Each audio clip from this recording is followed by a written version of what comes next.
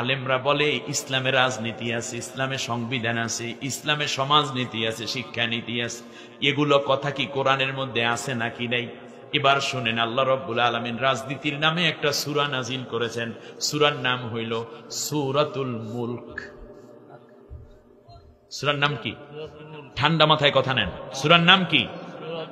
সূরা মুলক মানে হলো রাজত্বের সূরা। রাষ্ট্র কেমনে চালাইবা 54টা থিওরি দিয়ে আল্লাহ রাব্বুল আলামিন একটা সূরা নাজিল করলেন। রাষ্ট্র কিভাবে চালাবা, তার কারণে রাজনীতি করে মানুষ কোথায়? জমিনে, রাষ্ট্রে। এই জমিনের মালিক কে? ওই মানুষটারে বানাইছে কে? তাহলে এই কোরআনটা নাজিল করেছেন কে? এই বিধান কার? আল্লাহর। অতএব আল্লাহর বান্দা আল্লাহর বিধান আল্লাহর জমিনে কায়েম করবে। এই জন্য বললেন ইন্নী জাইলুম ফিল আরদে খলিফা, এই পৃথিবীতে আমি আল্লাহ রাব্বুল আলামিন এই জমিনে আমার বিধান দিয়ে তোমাকে রিপ্রেজেন্টেটিভ তথা প্রতিনিধি করে দুনিয়ায় পাঠাইয়া দিলাম। অন্য কারো বিধিবিধান মানবা না, আমারটাই জমিনে প্রতিষ্ঠা করবা। এবারে আসুন, বলতে পারেন হুজুর এইটা না হয় বুঝলাম, কিন্তু রাষ্ট্রের ব্যাপারে আল্লাহর কোনো কথা আছে নাকি? রাজনীতির পরে আসবে কি? রাষ্ট্র। রাষ্ট্র রাজনীতি করবে কোথায়? রাষ্ট্রে। রাষ্ট্রের নামে আল্লাহ রাব্বুল আলামিন চমৎকার করে একটা সূরা নাজিল করে দিলেন। শোনো দুনিয়ার মানুষেরা, এই পৃথিবীতে আমি আল্লাহ রাব্বুল আলামিন একটা সূরা নাজিল করে দিলাম।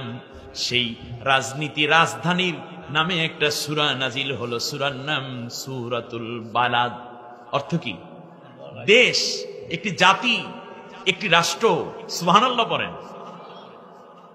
এবার আল্লাহ রাব্বুল আলামিন বললেন, শোনো, রাষ্ট্র চালাইতে হলে একটা কনস্টিটিউশন দরকার, একটা সংবিধান দরকার। এই সংবিধানটা কেমন হবে?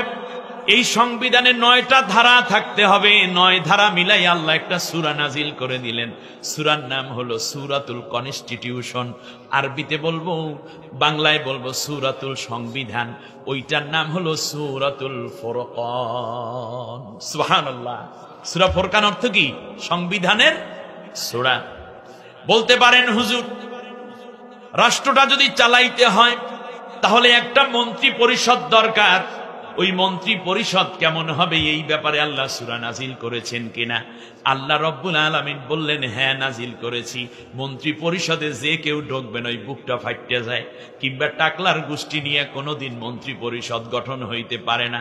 যেই মানুষের মধ্যে নৈতিক 5টা কোয়ালিটি থাকবে, আর মৌলিকভাবে সেক্রেটারিয়েটের মধ্যে তোমরা নিঃসন্দেহে 9টা কাজ সব সময় জারি রাখবা। এইটা মিলাই আল্লাহ রাব্বুল আলামিন একটা সূরা নাজিল করে দিলেন। সূরার নাম সূরাতুশ শূরা। সুবহানাল্লাহ পড়েন। খেয়াল করেছেন? মন্ত্রী পরিষদের সূরা। এবার আল্লাহ রাব্বুল আলামিন আবার বললেন, শোনো, দেশ যদি চালাইতে হয় তাহলে তো শুধুমাত্র তোমরা কিংবা মন্ত্রী পরিষদ আর সরকারের প্রধান মিলে দেশ চালাইতে পারবা না। দেশের মধ্যে পুলিশ লাগবে, লাগবে কিনা? র‍্যাব লাগবে, গোয়েন্দা লাগবে, ডিসি লাগবে, এসপি লাগবে, বিজিবি লাগবে, এমনি করে করে ডিবি, ডিএসবি লাগবে। সব মিলাইয়া আমি আল্লাহ রাব্বুল আলামিন একটা সূরা নাজিল করে দিলাম। ওই সূরাটার নাম হইল সূরাতুল আহজাব। সুবহানাল্লাহ। 4 বাহিনী কমপক্ষে থাকতেই হবে তোমার রাষ্ট্রে নিরাপত্তা বিধানের জন্য। সুবহানাল্লাহ বলেন। সূরার নাম কি? সূরাতুল আহজাব। এবার খেয়াল করেন, রাষ্ট্র এককভাবে চলে না, বিরোধী দল লাগে। বিরোধী দল যদি না থাকে সেই রাষ্ট্রের মধ্যে শান্তি তো দূরের কথা, একনায়কতন্ত্র, একঘেয়েমি এসে যায়। ফলে নিজে যা করে সেইটাই ভালো মনে করে, অন্যের কান যেন দিতে পারি না, সে অন্যকে হজমি করতে পারেন। এই জন্য আল্লাহ তাআলা চান জাতির মধ্যে, দেশের মধ্যে একটা বিরোধী দল থাকতে হবে, শক্তিশালী, যারা সমালোচনা করবে।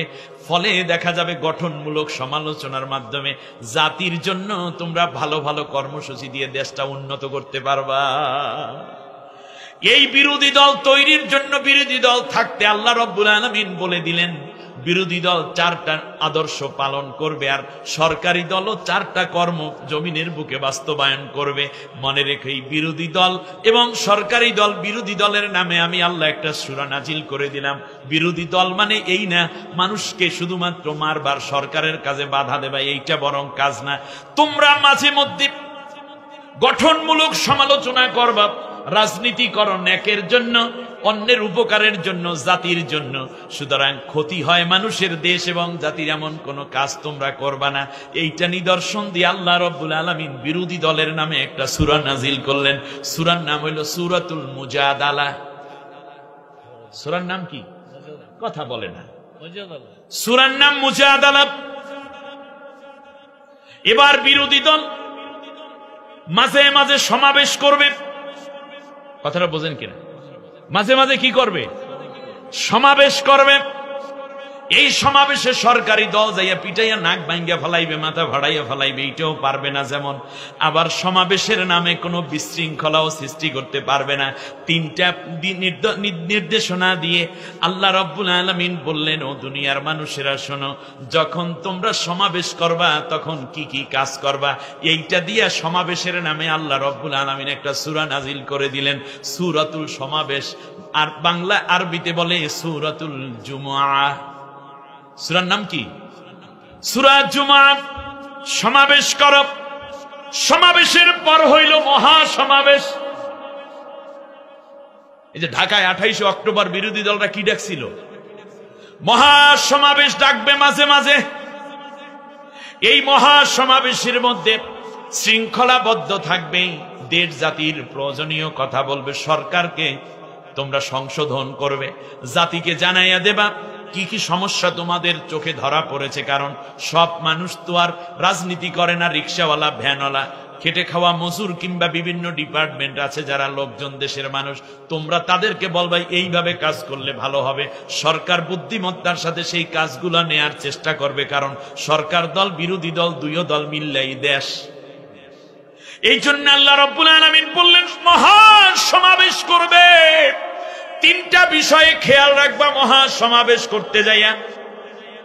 আল্লাহ রাব্বুল আলামিন ওই 3টা কথা যা বলেছেন, যদি এইটা বিরোধী দলেরা মেনে মহাসমাবেশ করে, তাহলে সরকারের উচিত, আইন শৃঙ্খলা বাহিনীর উচিত তাকে 3টা সহযোগিতা দেওয়া।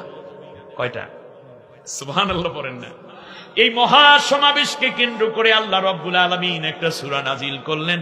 সূরার নাম হইল সূরাতুল হাসর। সূরার নাম কি? এখানে সরকারি দলের ব্যাপারে 3টা কথা আল্লাহ বলেছেন, আবার বিরোধী দলের ব্যাপারেও আল্লাহ 3টা কথা বলেছেন। এখন বলতে পারেন, হুজুর এই মহাসমাবেশ এইটা যে আমরা করব বিভিন্ন দল এবং উপদল নিয়ে, বিভিন্ন দল নিয়ে, জোট নিয়ে, এই জোটের মধ্যে যদি কোন দলের মহিলা হইয়া যায় নেত্রী, প্রধান হইল কি? কথা কয় না। মহিলা হইল ওই দলের নেত্রী, অথবা মহিলা, আমাদের কাছে এই ব্যাপারে কিছু মহিলা অঙ্গন থেকে ওপিনিয়ন দেয়া যায়।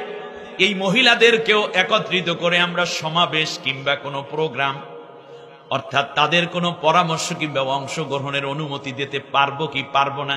আল্লাহ রাব্বুল আলামিন বলেন, যেই মহিলার মধ্যে 5টা কোয়ালিটি আছে, এই 5টা কোয়ালিটি যদি কোনো মহিলার মধ্যে থাকে, তাহলে তোমরা যৌথ আন্দোলনে ওই মহিলারেও শামিল কইরা নিও। ওই 5টা কোয়ালিটি দিয়ে আল্লাহ রাব্বুল আলামিন একটা সূরা নাজিল করে দিলেন। সূরার নাম আল্লাহ নিজেই রাখলেন সূরাতুল মুমতাহিনা। সূরার নাম কি? মুমতাহিনা মানে পরীক্ষিতা নারী। যে কোনো নারীরে সাথে নেওয়া যায় না, যে কোনো মহিলাকে কাফেলায় শামিল করা যায় না।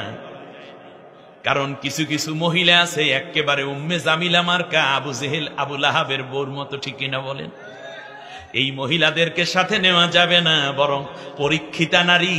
5টা পরীক্ষা নেবা নারীর কাছ থেকে। ওই পরীক্ষায় যেই মহিলারা দেখবা এই চরিত্রে চরিত্রবান, তাদেরকে তোমাদের সাথে মিলাইয়া জোট কইরা আন্দোলন চালাইয়া যাইও, আমি আল্লাহ সেই অনুমতি দিয়া দিলাম।